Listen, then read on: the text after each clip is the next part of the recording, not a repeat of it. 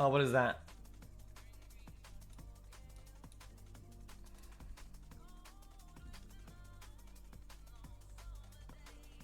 From being nothing to being worth over $7 billion, making it more valuable than Skype, Hinge, Pinterest, Tumblr, and so many more. And unlike every other social media giant, Discord doesn't even have ads, it doesn't sell your data, and it's free to use. And yet Discord is one of the highest valued social media companies in the world, with Microsoft attempting to buy Discord for $12 billion.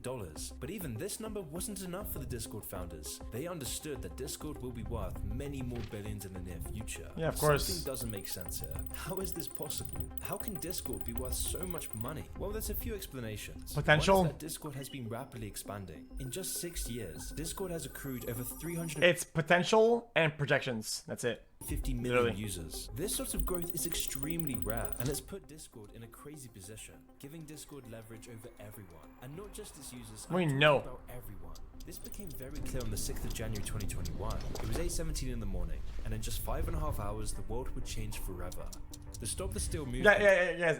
An app or a piece of software being valuated at certain amounts, right? Doesn't really usually mean that much. Okay. Remember when Snapchat was valued at a certain thing, and then what happened? The 2020 presidential election, and things would obviously be taken a little too far. 5 lives would be taken, 761 would be charged, and dozens would be imprisoned. Hatred was everywhere. America was more divided than ever. The US seemed to be on the brink of a civil war, of a revolution, and while many things were behind this, social media was one of the main catalysts. And in the following months, it was revealed that the main social media app behind this was Discord. It was this revelation that was one of the first major clues as to how Discord makes its money. And whilst it wasn't directly responsible for this attack, this event did uncover the true power of Discord. And it turned out that this was just the tip of the iceberg. You see, when I tried to work out how Discord really makes its money, I quickly realized how deep this rabbit hole goes. To understand this whole picture, we need to go back in time. The year was 2008, and a nerdy gamer called Jason Citron wanted to make his mark on the world, where he would go on to found a company called OpenFate. The idea was simple. OpenFate would be a social media site directly designed for integration with mobile games. And this idea at the time was kind of genius. OpenFate would integrate itself within the social structure of games, combining chat room software, leaderboards, and achievements into one unified whole. Notable games that utilize OpenFate were We didn't see this. We saw some other video. And in 2011, OpenFame would be sold to a Japanese company called Gree for the price of $104 million. And at the age of 26, Jason Citron was now a multi-millionaire. However, it wasn't all smooth sailing. Just before OpenFate's closure, disaster would strike Jason. A class action lawsuit had just been filed, with OpenFate being accused of mishandling user data, illicitly storing and selling this personal information, and for allegedly, quote, accessing, monitoring, and storing the unique device identifiers for mobile devices, along with personally some other shit coming entirely, such as users' exact GPS location, internet browsing history, and Facebook and Twitter profiles. All of this without the notice or consent of the user whose private information was being sold. In fact, OpenFate's entire business model relied on the unauthorized What happens when somebody sells your information? What happens then? access to personal data to pass on to buyers for profit. We're talking about everything: your age, gender, location, contacts, games, activity. But all of this wasn't a secret. OpenFate's employees knew this. But the thing is that if I'm gonna get some ads, I would have ads that suit my needs and things that I'd actually like than garbage ass ads. So I don't really give a fuck if they have my data to give me better ads. It's just gonna be a better experience for me. Like, I don't really give a fuck. Fate's shareholders knew this, like, and of course Jason was behind all of this. And yet all of them put their moral reservations just give me better ads. Okay, cool, man. Very luckily for Jason, the case was dropped with no reason given. And so Jason was now a multi-millionaire, free 26-year-old. He could do anything, but he still wanted to make his mark on the world. He wanted to influence society. He wanted to create something groundbreaking, something revolutionary. And so in 2015, he formed a average shill. I mean, average tinfoil hat. Dude, they will clone your identity, blah blah. How many times does that happen from the fucking internet? Where he bring back not only the idea of an online communication service centered around the gaming industry, but also some of the shady business practices that define OpenFate. However, the app's early months were rough to say the least. Discord's voice functionality was a total disaster. Call connections between users were precarious at best, and the quality of calls was even more erratic. I remember Jason that. and his team were obsessed with the app. With this obsession, the team continued to improve. New management was introduced, calls became stable, and people began to take notice of Discord. And while the user base was initially small, Twitch streamers Still and is. modders quickly began spreading the good news of the app.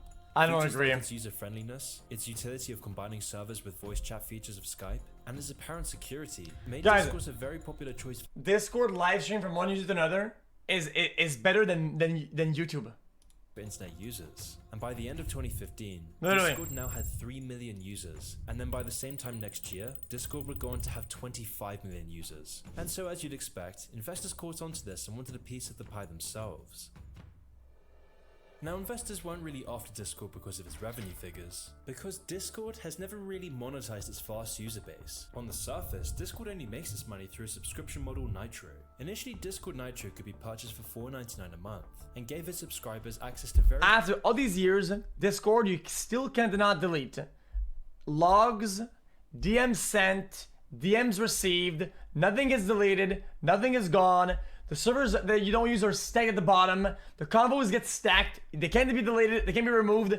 Why? Why? customizations or upgrades such as I don't get sticker it. packs, high It makes me quality video sharing, fucking and custom angry. emojis. How hard In can it be? 2018, Discord added new features such as server boosting and larger file uploads. And that's all well and good, until you do the math.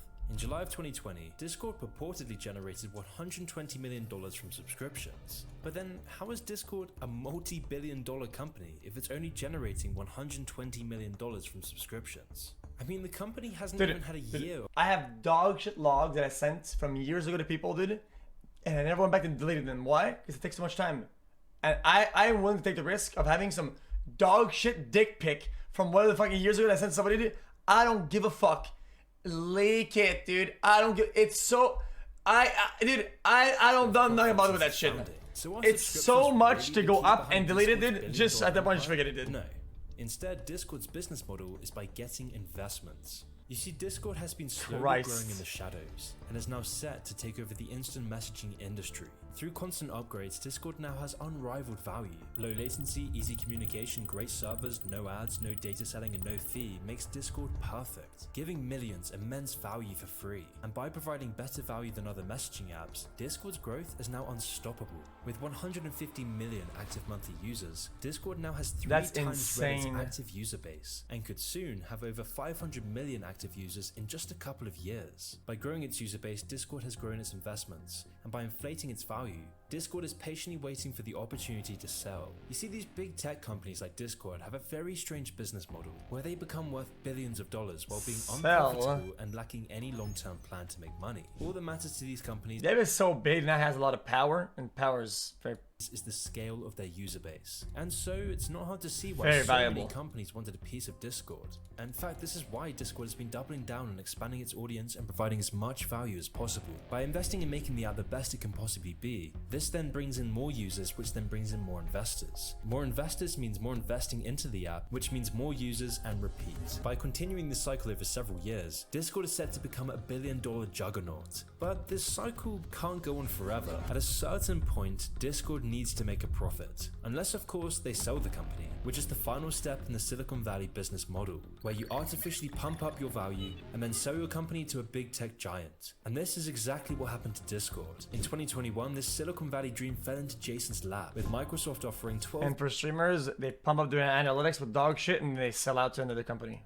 billion for the company. Jason's vision had come to life. This was the opportunity he'd worked so hard to create. But strangely, he actually turned down this offer. Why?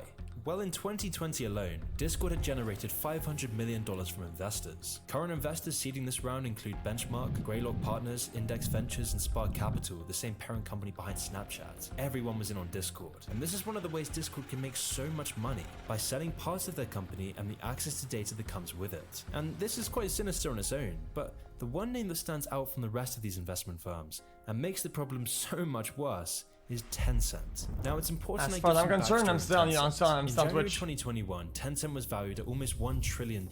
They are a modern titan, and Tencent, like any other large company in China, is effectively a commercial branch of the CCP. But how did they come to hold such a position of power over the world's economy?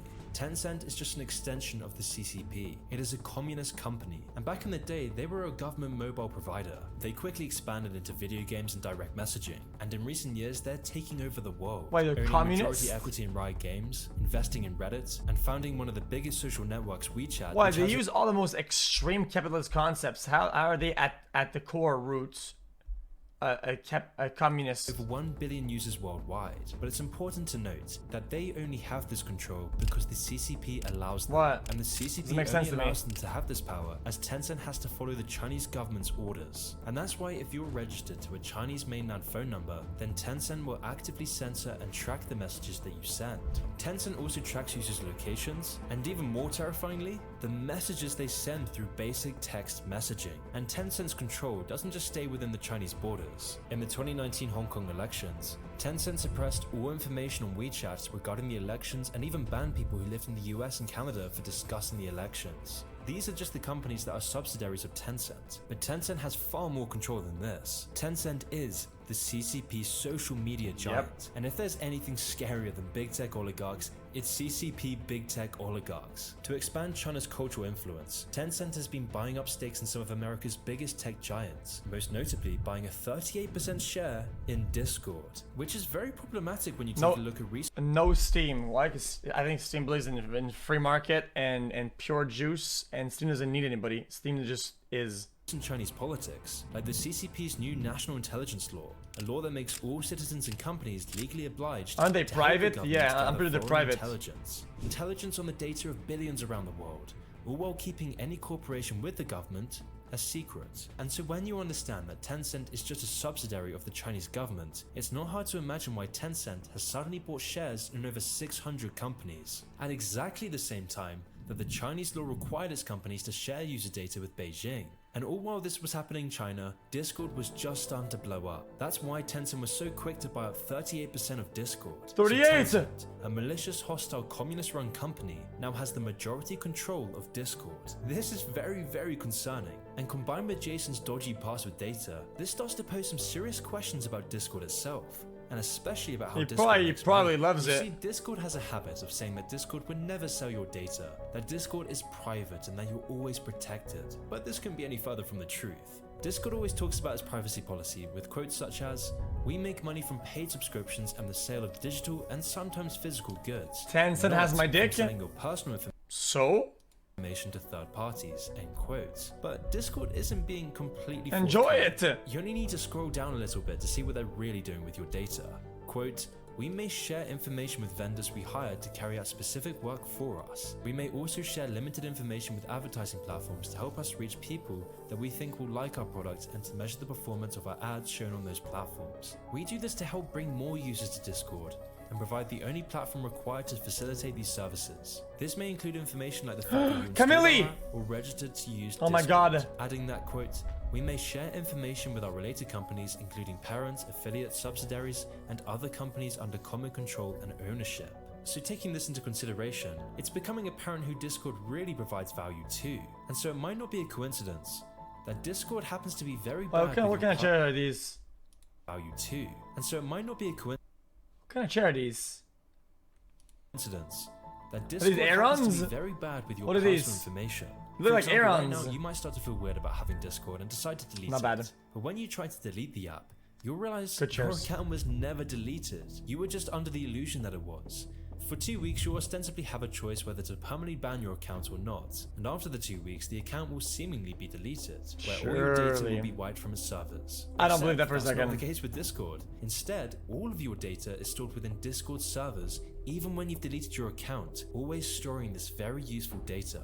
And so, where is this data going? Well, obviously, it's impossible Chat, maybe I'm wrong with this. I feel like user data is so cheap to conserve compared to all other dog shit that they even when you're fully deleted, why not keep a copy of it? I'm sure they do have a copy of it. Pinpoint exactly, but when you understand that Tencent, Discord's major shareholder, who by law must send all data back to the Chinese government, starts to raise some questions, which is honestly terrifying considering how much data Discord is accruing. As Discord scales by hundreds of millions a year, so does its control. You know how many things people do in tech that is illegal, especially on the internet and especially in some of these companies?